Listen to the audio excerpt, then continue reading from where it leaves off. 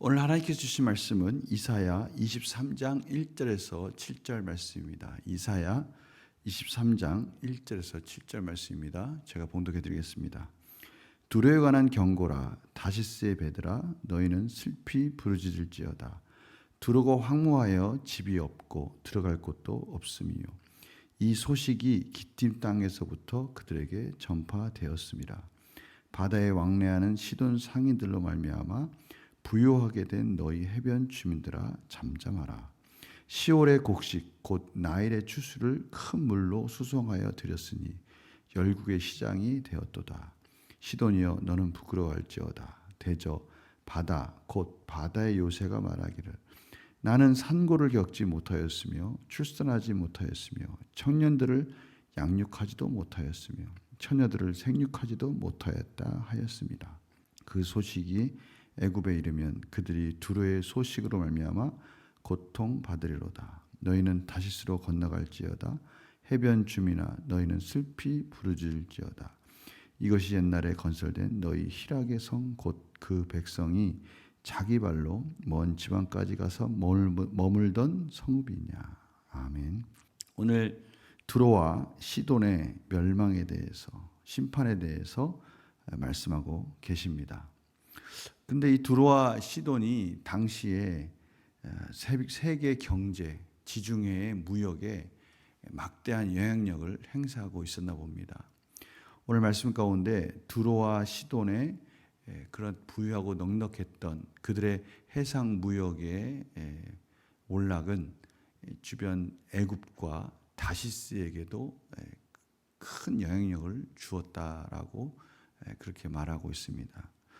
오늘 보니까 특별히 애굽이 그들이 생산한 많은 물자들, 이런 것들을 두로와 시돈을 통해서 그들이 그런 경제적 혜택을 보았다면, 이제 두로와 시돈이 아수르에 의해서 멸망당하는 그 순간에 그들의 경제도 몰락했다, 힘들다라고 그렇게 표현하고 있어요.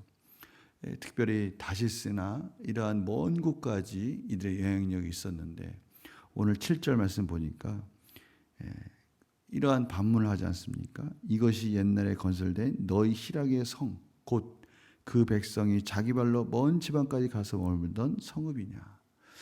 참으로 그들이 능력 있게 세계 곳곳을 누비면서 그렇게 활발하게 그렇게 활동했던 그런 민족이냐, 어떻게 이렇게 비참하게 되었느냐라고 그들이 놀라워하는 모습을 저희들이 보게 됩니다. 저희들은 오늘 말씀 보면서 이런 부분을 놓치지 않았으면 좋겠어요. 두로와 시돈이 세계 경제, 그 당시 주중에 많은 나라에 참으로 영향력을 끼칠 수 있는 그런 나라였구나라는 것을 알 수가 있어요. 또 반대편에서 한편을 보면은, 만약에 두로와 시돈이 정말 그들이 가진 많은 은혜, 물질, 그런 넉넉함, 이런 것들이 하나님으로부터 비롯되었다는 것을 깨닫고 그들이 겸손하게 그 은혜 가운데 하나님을 경외함으로 살았다면, 이들의 이러한 막대한 영향력, 경제적인 것뿐만이 아니라 그들의 문화, 그들의 신앙, 이런 것들도 그들에게 영향을 끼쳤다면 당시 세계가 참으로 하나님 나라가 이루어지지 않았을까, 이러한 또 그러한 꿈도 꿔봅니다. 그러나 이것은 정말 하나님께서 원하시던 바였겠죠. 그러나 두로와 시돈은 안타깝게도 그들이 가지고 있던 경제력이나 막대한 그런 풍성한 자원들이 마치 자기네들이 잘해서 자기들의 열심으로 얻은 줄 착각하고 하나님을 경외하지 않았습니다. 사람을 의지하고 주변에 있는 강국들을 의지하면서 자기들이 잘 살 수 있다라는 착각 속에 그들이 머물렀던 것이죠. 하나님께서 그러한 많은 열강들을 하나하나 그들이 생각이 틀렸다라는 것을 가르쳐주고 계십니다. 오늘 특별히 좀 이해하기 어려운 부분은 4절 말씀인데요. 4절 말씀을 잠깐 보면요, 시돈이야, 너는 부끄러워할지어다. 대저 바다 곧 바다의 요새가 말하기를, 나는 산고를 겪지 못하였으며 출산하지 못하였으며. 지금 이들이 믿고 있는 그 바다의 우상들, 그런 우상들이 이제 두로와 시돈이 활발하게 그 바다를 통해서 많은 일들을 이루었는데 이제는 그런 것들을 할 수 없게 되었다라고 그렇게 한탄하는 모습을 보게 됩니다. 일종의 이들이 믿고 있던 그 우상들에 대한 조롱의 그러한 말씀인 것이죠. 너희들이 믿고 있었던 그런 모든 것들, 너희들이 의지하고 있었던 우상들, 너희들이 의지했던 그런 사람을 의지했던 것들이 일순간에 무너지는 것을 보고 스스로도 놀라고 있는 이런 모습들을 저희들이 보게 됩니다. 저는 오늘 말씀을 보면서 어제 같이 나누었던 주일 말씀이 다시 생각났습니다. 22장 11절입니다. 너희가 옛못의 물을 위하여 두 성벽 사이에 저수지를 만들었느니라. 이스라엘 백성들도 하나님께서 은혜를 주셔서 그들의 땅에서 참으로 풍성하고 열심히 모든 것을 할 수 있다. 열강을 의지하고 사람을 의지해서 나는 모든 걸 다 할 수 있어 라고 착각하는 모습인 것이죠. 정말 하나님이 허락해 주시지 않으면 아무것도 할 수 없는 그러한 연약함을 깨닫지 못하는 겁니다. 오늘 말씀이 그거 아닙니까? 너희가 이를 행하신 일을 앙망하지 아니하였고 이 모든 일을 이루신 하나님을 바라보지 않았다는 거예요. 하나님께서 저희들에게 주시는 메시지가 바로 이겁니다. 저희 가운데 행여나 좀 깜짝 놀랄 만한 일이 생겼습니까? 어려운 일이 생겼습니까? 내 안에 여러 가지 트라우마나 또 힘든 내 스스로 감당하기 어려운, 이기기 어려운 그런 일들을 직면했습니까?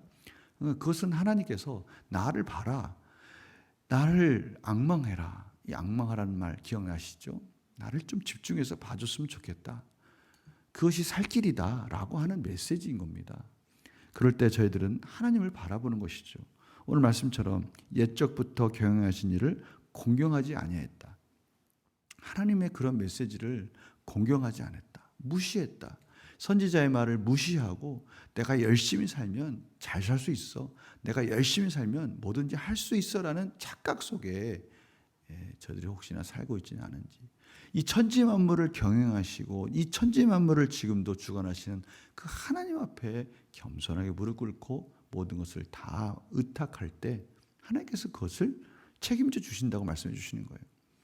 하나님께서 이러한 메시지를 통해서 끊임없이 말씀하시는 이 메시지 안에 저들이 아멘하고 순종하였으면 합니다. 하나님이 저들에게 많은 걸 주셨어요. 그 모든 것들 속에서 때로는 저들이 감당하기 어려운 부분이 있단 말이죠. 그때 하나님께서는 다시 하나님이 주권자이시고 하나님이 이 세상을 경영하신다는 것을 깨닫고 겸손하게 하나님께 의지하라는 겁니다. 저들의 행여나 착각 속에서 내가 뭘 의지하면 되겠지, 뭘 붙들면 되지, 그래 내가 지금 이 부분만 좀 더 열심히 하면 돼, 이러한 것들, 이런 마음, 도전하는 마음 좋습니다. 그러나 그 위에 계시는 하나님을 바라보면서 하나님의 뜻이 무엇인지, 하나님께서 이러한 것들을 통해서 나에게 지금 원하는 것이 무엇인지, 하나님의 목적이 나를 통해서 선한 영향력을 끼치기를 원하시고 하나님 나라를 만들어가기 원하시는 하나님의 뜻을 저희들이 들으라는 말입니다. 오늘 바로 그 부분을 다시 한번 말씀해 주고 계셔요. 주님께서 경고하시는 이 메시지가 아주 유사합니다. 주님께서 이렇게 말씀하십니다. 누가복음 11장 52절입니다.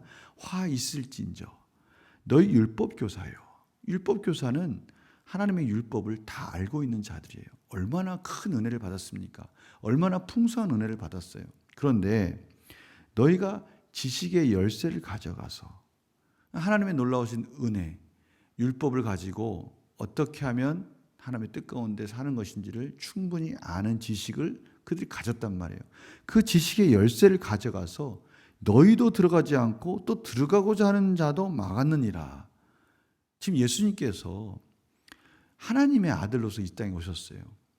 그들이 아무리 지식의 열쇠를 가졌다 해도 그들이 그 가지고 있는 율법적 지식이 하나님의 아들만큼 그들이 하나님의 뜻을 알 수 있겠습니까?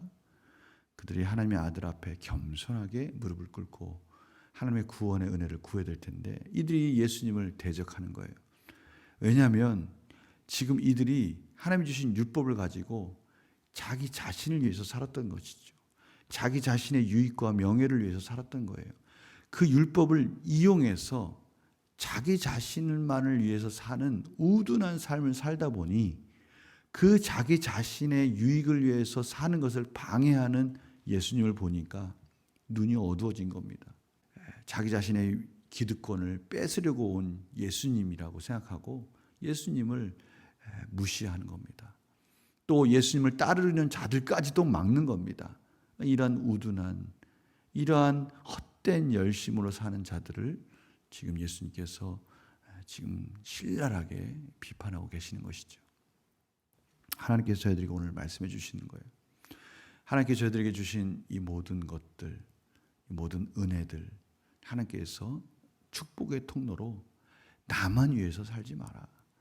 내 자신과 내 가족을 위해서 살려고 주신 것이 아니라 그 모든 것, 무엇을 먹을까, 입을까, 마실까 다 하나님께서 허락해 주신 것이고 염려 없이 살 수 있도록 은혜를 줄 테니 먼저 그의 나라와 의를 구하라라고 말씀해 주시는 거예요. 하나님의 뜻이 무엇일까? 하나님이 이것을 통해서 어떠한 선한 영향력을 끼치는 것일까? 만약에 우리가 그런 것도 생각하지 않는다면 저희들이 두로와 시돈이 되는 겁니다. 저희들이 모든 풍성함과 그 모든 자원들이 나 혼자 잘 먹고 잘 살고 내가 잘해서 잘 살 수 있다라고 착각하는 두로와 시돈의 그러한 길을 가고 있는 겁니다. 저희들 오늘 하나님께서 말씀해 주십니다. 예수 그리스도 안에서 주신 이 풍성한 은혜, 특별히 하나님의 은혜를 깨닫게 해주셨으니 이제 이 모든 것들은 하나님으로부터 공급된 것이고 하나님으로부터 시작되었다는 것을 겸손하게 인정하며 하나님을 앙망하며 하나님을 공경하며 오늘 하루도 축복의 통로가 되라고 말씀해 주시는 거예요. 선한 영향력으로 살아가라. 주변에 있는 많은 자들에게 하나님의 축복의 통로가 되라고 말씀해 주고 계십니다.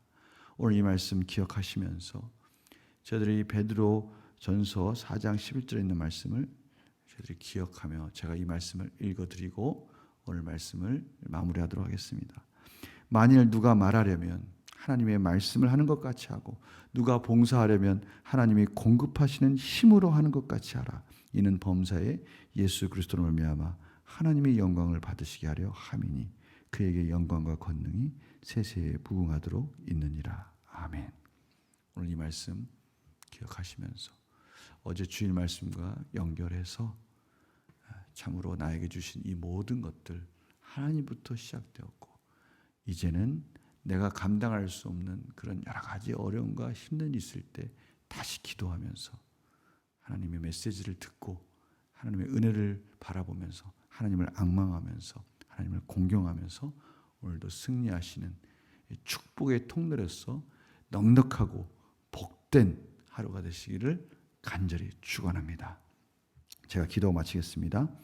하나님 감사합니다. 저희들에게 하나님께서 너무나 많은 것 주셨습니다. 때로는 이 모든 것들 속에서 저희들이 교만하고 불평하고 하나님 앞에 공경하지 않고 내 뜻과 내 욕심대로 살려는 마음이 있습니까? 하나님, 이 두로와 시돈 같은 마음들을 내려놓고 온전히 하나님께 의지하고 하나님의 모든 것을 내려놓고 하나님이 원하시는 하나님이 주신 풍성한 자원을 가지고 오늘도 선한 영향력을 끼치며 축복의 통로로서 부족함이 없는 삶이 될 수 있도록 은혜를 베풀어 주시옵소서.